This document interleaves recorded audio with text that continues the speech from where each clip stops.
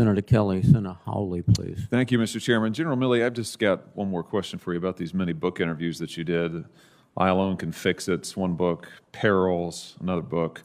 Frankly, we did win this election. The inside story of how Trump lost is the third book. Seems like that's a significant outlay of time.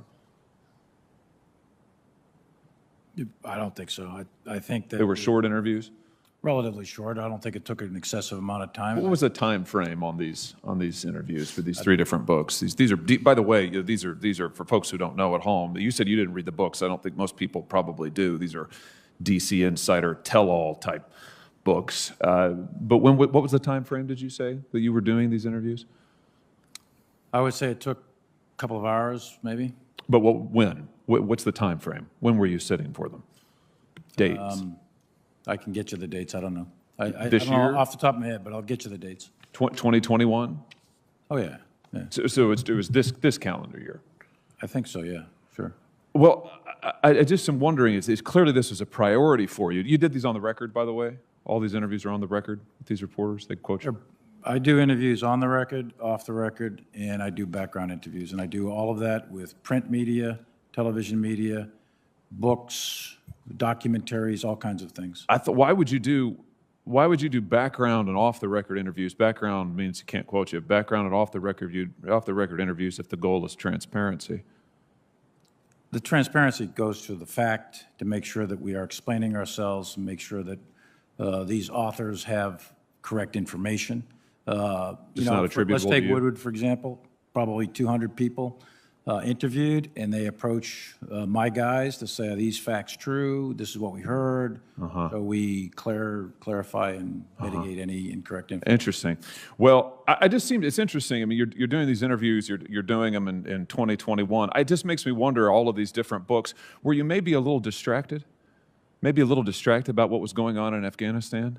Here's why I'm asking. General Miller testified to this committee that he warned about the rapid erosion of the military situation in Afghanistan as early as March of 2021. He further testified that he informed you about his view on this. He also testified that he said that the collapse of the Afghan security forces and the Afghan government could come very fast in 2021. Hard and fast. And he said that he informed you this. He also said that he informed Secretary Austin of this. He did. Now, at the same time, however, in June, you were saying, and I quote you now, an outright takeover by the Taliban is unlikely. That's at an Armed Services Committee meeting in the House, June 23rd. In July, you said the Afghan security forces have the capacity to sufficiently fight and defend their country. You also said that they were well equipped. On June 17th, you told the Senate Appropriations Committee the Afghan government had a 325 to 350,000 person security force, which we now know is a drastic overestimate. A few days later, you lowered that to 300,000. Which we still know is a drastic overestimate. Your generals on the ground, your commander on the ground is saying one thing. The Taliban has a massive offensive underway from May 1st on, but yet you told us very different things in public. How do you reconcile those things? What am I missing?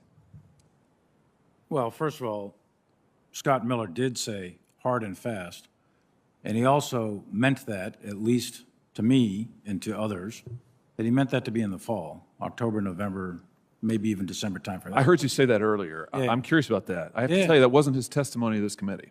Well, what he said in the committee was hard and fast. He didn't put a date on it. Is the readouts to me? I don't know. Did he put a date on it?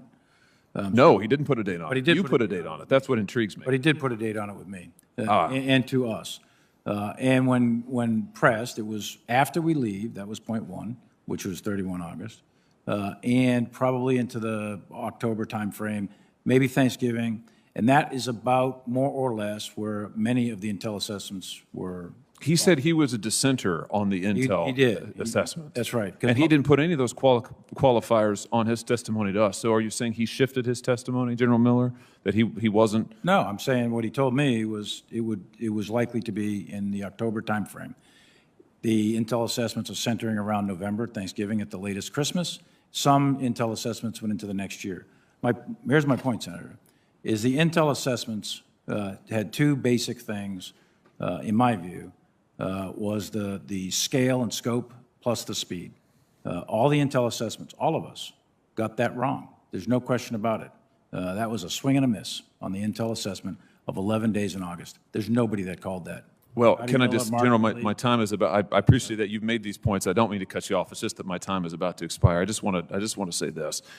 It seems to me that you put a high priority on making sure that you were favorably portrayed by the DC press corps. You spent a lot of time doing that. Fair enough if that's your priority. But at the same time, we had a rapidly deteriorating, frankly, disastrous situation in Afghanistan, which resulted in the death of 13 soldiers, including one from my home state, hundreds of civilians and hundreds of Americans left behind. And in my view, that mission can't be called a success in any way, shape, or form, logistical or otherwise. General, I think you should resign. Secretary Austin, I think you should resign. I think this mission was a catastrophe. I think there's no other way to say it, and there has to be accountability. I respectfully submit it should begin with you. Senator, Thank you, time Mr. Chairman. expired.